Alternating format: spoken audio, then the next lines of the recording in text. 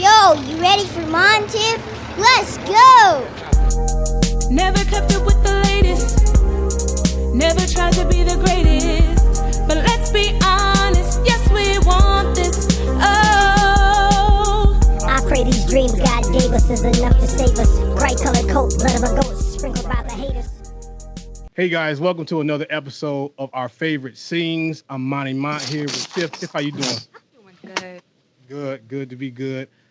This is our first guest coming on the show for 2020. That's right. First call-in guest, and I'm pleased to have him. This brother was on my show when I first had my old show, and he came on when I was just starting out, and I really appreciated him doing that. So I wanted to have him back on. We got some great news for him as well that you might not know, but I'm really excited about that. But we can get to that in a minute. Mr. Kendall McDowell is on the line. Kendall, how you doing, sir? Wonderful. How you guys doing? It's an honor to be here. Thank you guys for having me. Oh man, awesome to have you. So, Kendall, we prepped you a little bit. This show is called Our Favorite Sings, and so we want to know, first of all, what is one of your favorite inspirational songs, that one of your go-to jams, man? Let us know. What is it that Kendall McDowell listens to that's on a high rotation in the playlist? Wow. So I'm a music head, so that's a hard question to ask somebody like me. I have a ton of songs that I would probably consider my favorite. But I would say, man, honestly, right now, I'm listening a lot to the song called Idols by Kirk Franklin. It's really just the sentiments of my heart. There's a line in the song that gets me every time. It says, I'm God of all or not God at all. And, I'm always, seeking out to go deeper in my relationship with God. And I think a part of exploring the different realms and layers of having a relationship with God is owning up to the fact that you need all of him and not just some of him. So that song really just speaks to that. So I listen to that quite a bit. So I want to ask you then, what do you feel about that whole project? That's off of Kirk's new album. How do you like the whole album? Oh, man, I'm a huge Kirk Franklin fan. So there's not much that he can do that I won't like. I think he's a lyrical genius. And of course, anybody that's in the gospel music industry specifically, we have just the utmost respect and honor for him. He's such a trailblazer and has created a lot of opportunities in the industry for us to do what we do. So this last record, though, man, I think it's good. It's not my favorite Kirk Franklin album from beginning to end, but I think it's a really good record. I think it, really speaks to the love and just, what we need in terms of, just that light that we need in our generation today, especially to all that's going on. So Kirk always has a way of, I would like to say, penning the melody of all of our hearts, regardless of whether or not we have the robust vocabulary to do it. I think Kirk is a man all about the culture, and he knows how to speak a language that all of us can understand through music. So, Which is your favorite Kirk Franklin album? Oh, let's see. Woo! My all-time favorite Kirk Franklin album is probably The Rebirth of Kirk Franklin. Yeah. Yeah. I just think that album hit different. One was because it was a live record, and I'm a fan of live records. But two, it also showcased to us a different side of Kirk, beyond his story and the message of it all. I liked his approach to writing worship songs. Yeah. There's a lot of worship songs on that record. So, and I'm a worshiper. So it really spoke to me in more ways than one. And then just the overall theme of really just celebrating just, the resurrection of Christ. I think a lot of times we can, in some way, shape or form, can relate to that story ourselves. Of course, none of us have taken nails and a crown of thorns to our head, but I think at some point in our life, all of us experience some level of a crucifixion. So I think this album really speaks to Kirk Franklin putting on display what that crucifixion was like for him, and then penning those songs that helped carry him over. So it's great. Well, yeah, there's that album, the Don't Cry, is one of the we'll be singing that every Easter till we go home to see Jesus. You know, that's that's right. I mean, among a bunch of them. And so, Yes, man, sir. great answers, man. Great answers. So let me ask you now, let's kind of get focused on you for a little bit. Yeah. So Kendall, when did you know, as a worshiper, and you're a psalmist and you're an artist now, you're doing your thing, but when did you know that you had the gift of music in you per se? So I don't recall the actual age. However, I started writing around 13 years old. So I've been singing for as long as I can remember. I always tell the story. My parents used to have this karaoke machine where you could like record yourself and like on a tape, a cassette tape. And you could record yourself as often as you want to, just as long as there was, of course, tape in there. And I would record myself doing two things. I was either singing or preaching. And so I've been doing that for as long as I can remember. But I started writing around 13 years old. So I knew that there was a gift to sing. But then I came into the gift of writing around 13 years old. And I remember penning my first song. It was a horrible song, but I remember penning my first song. And I had did that and wrote it all in like a spiral notebook. I had this blue spiral notebook that I would write all of my songs in. And I would always say to myself, one day I'm going to do something with this. One day I'm going to do something with this. And just the more I began to write, just the stronger, of course, the gift became. And also, of course, just being able to explore my own personal relationship with Christ. I think, the best songs came out of as a reflection of the relationship that I had with God. So, so I was pretty young when I noticed that I had that gift. I started leading worship at 14 years old. So not long after I started writing the songs, the Lord started platforming me in the area of leading worship, and didn't know what I was doing at 14 years old. I can remember it to this day. I had no clue. We were going to a pretty small church at the time, and my parents had always seen the gift in me. So they were like my advocates. They were pushing me, out to the forefront. And as much as I didn't like it, and I still don't like it, believe it or not, sometimes, I'm still very much a shy and nervous, pretty reserved introvert. And so I, look for any and every opportunity to kind of hide behind someone. And I've always been like that.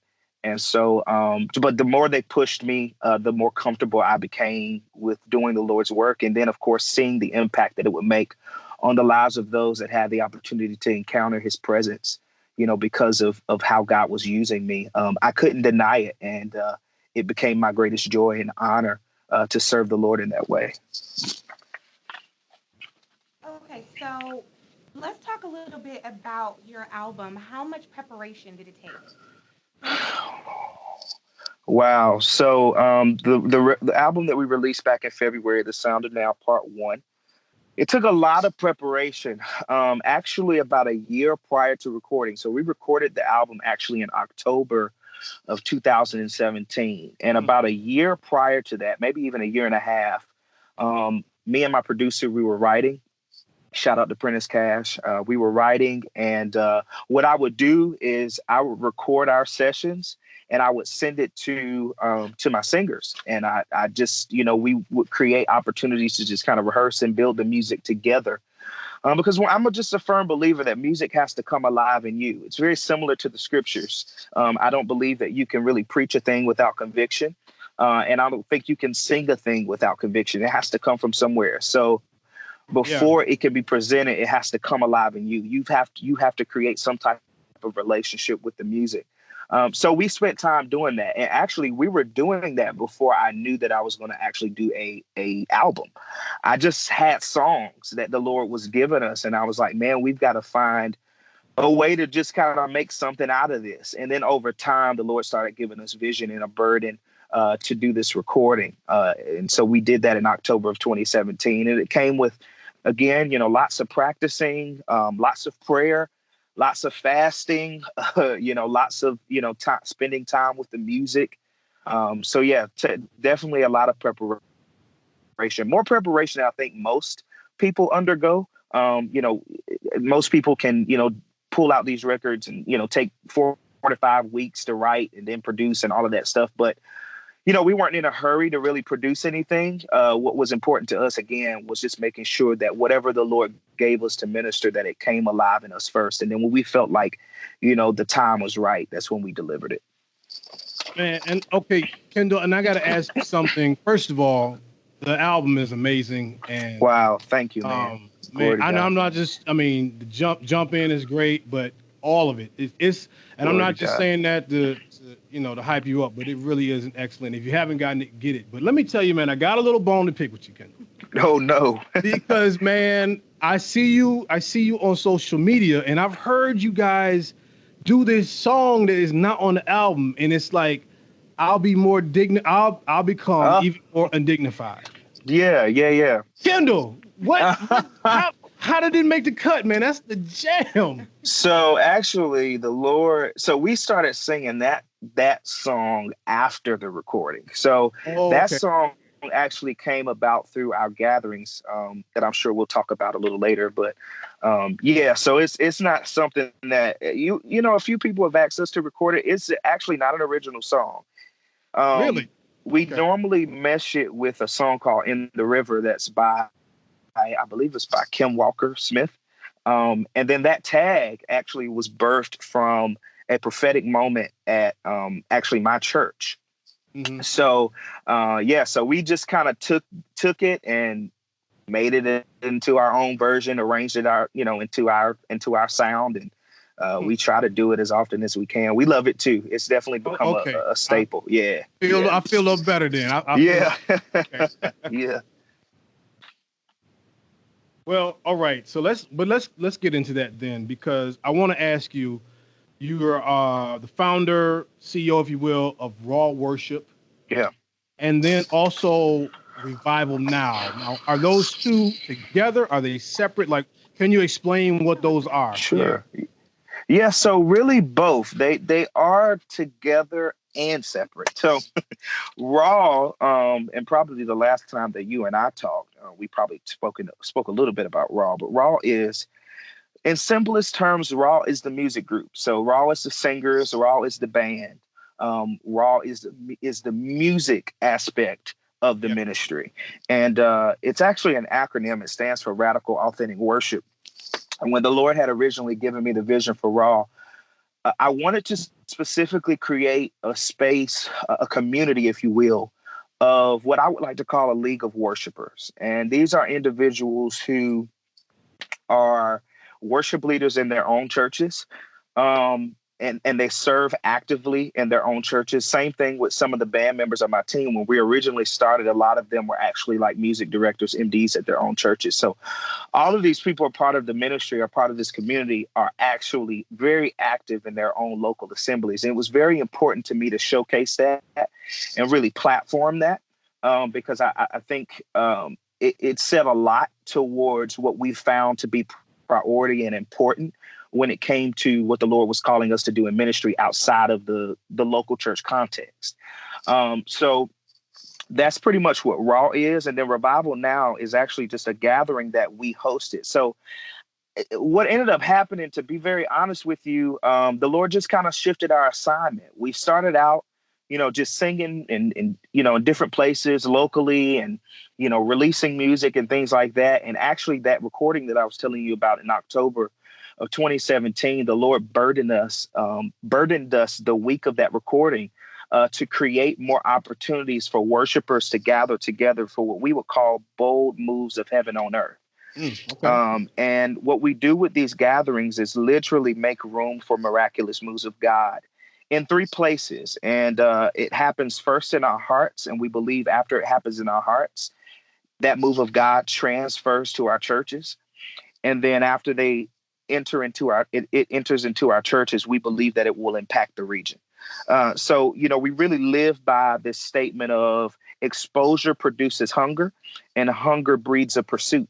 So what we really wanted to do was expose our region to a deeper realm or a deeper aspect of what we feel the presence of the Lord has the ability to offer us.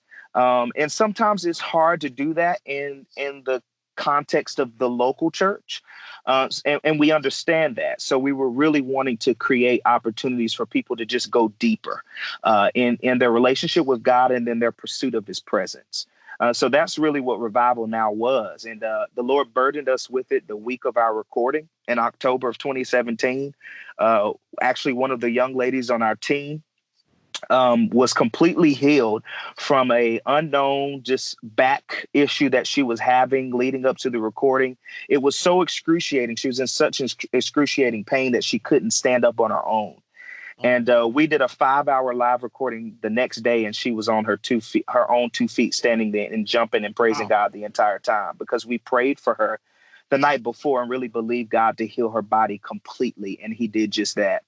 And so that really stirred us. That did something in us. We were like, man, like this should be a normality. This isn't something that, I always tell my team, like, we don't want to ever get to a place to where we treat miracles as common, because it's not. It's an honor that the Lord chooses to move among us in that way. But I also believe that although it's not something that should be treated common, it is something that should be accepted as a normality. It's a benefit of being a part or in relationship with God. And I believe that he wants to heal his people. I believe that he reveals to heal. My pastor says that all the time, and I really am a firm believer of that. So, we really just wanted to place a demand on really seeing miraculous moves of God in our region. So we started it off in 2018, and we have not stopped since. We've held 12 gatherings in our region since the conception, and we gather anywhere between 400 to 500 people from across our region every time. And we host these gatherings every other month there in North Carolina, and people travel from all across the state to be in the presence of the Lord, because he's definitely moving among us in a pretty significant and supernatural way. What is your ultimate goal in ministry? I would say that's such a good question. I would say my ultimate goal would be to make impact and not impress. I think it's easy to get into a mentality of wanting to impress when you're in, I won't even say ministry, but just when you're doing something, period.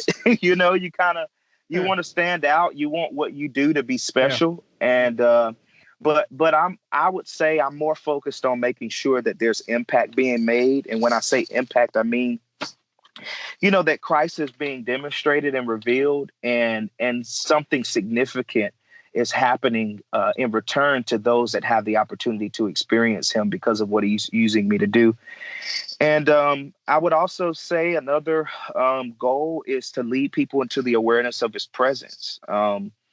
Because sometimes I just believe we just don't know that his presence is real. We talk about it, but I don't know if we really know that it's a real thing. And so I feel like one of the reasons that I exist is, to introduce to some and then make available to others that may be already familiar that his presence is among us. And it is absolutely something that we should be in pursuit of.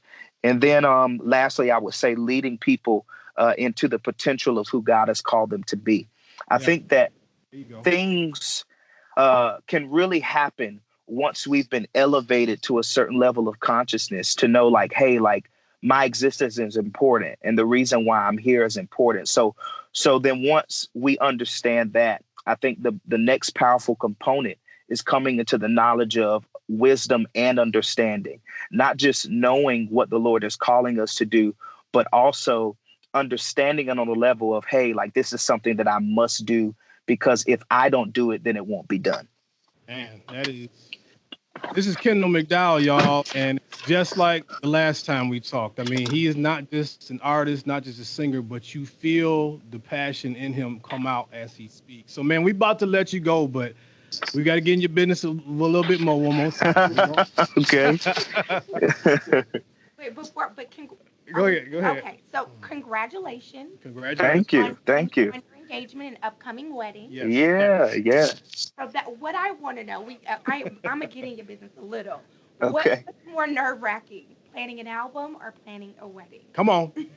Oh, Lord. So actually, I've planned an album before, but I've never planned a wedding. So I would say planning a wedding is more nerve-wracking. Okay. You in the middle of it right now, Yeah, right? I'm in the middle of it, actually towards the end. So we get married in April, Okay. and we've been planning now for, well, probably about 8 or 9 months. So we're right in that home stretch now. Yeah, yeah. Well, If you have man. an invitation, I got my black ready. Let's Come on. Yes.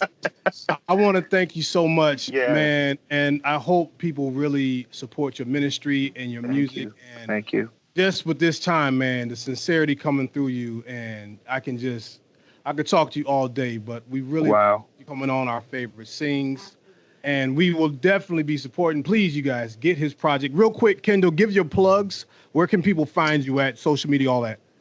Yeah, so you can find me online, Instagram at Kendall underscore RAW. That's Kendall underscore Raw. You can also follow our gathering at revival underscore NOW. That's revival underscore now. You can also visit our website at www.revivalnownetwork.com. And yeah, I'm everywhere that music can be found with the Sound of Now Live Part 1. And look out for new music that's going to be coming pretty soon here in 2020. Awesome, awesome, awesome. All right, well, that's our favorite sings. I'm Monty Mont. I'm Tiff. All right, that was Kendall McDowell. You guys catch us next week. We got more coming for you. Make sure you stay sharp, all right?